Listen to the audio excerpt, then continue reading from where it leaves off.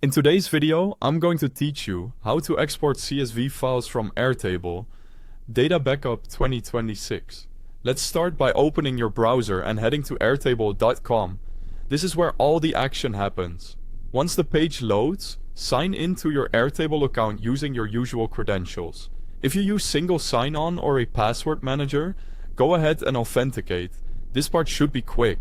After logging in, you'll land on your Airtable dashboard. Here, you'll see your workspaces and a list of recent bases.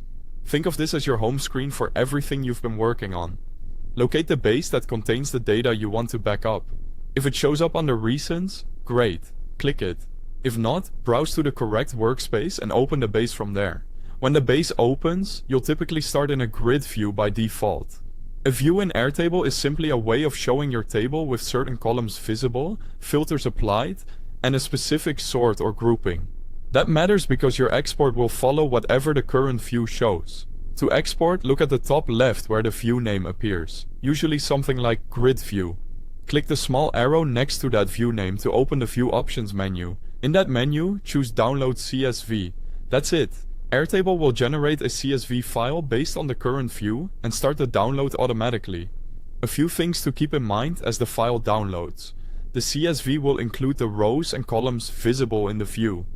If you've hidden fields, they won't be in the export. Any filters you've set will be respected, so only the filtered records will be exported. The order of the columns will match what you see on screen. Linked records typically export as their display values, and attachments export as URLs rather than the actual files.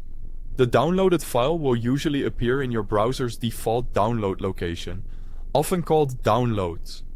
If you maintain multiple views, for example, one for all records and another for filtered subsets, you can repeat this process for each view to create separate CSV backups. It's a good habit to rename each file with the base name and today's date so you can track versions over time. Once downloaded, you can open the CSV in Excel, Google Sheets, or any spreadsheet tool to quickly verify the contents. If you work with dates or special characters, check your locale and encoding settings in your spreadsheet so everything looks correct. That's the full export flow. Open the base, confirm the view shows exactly what you want, open the view menu and download the CSV. Simple, reliable, and perfect for routine backups.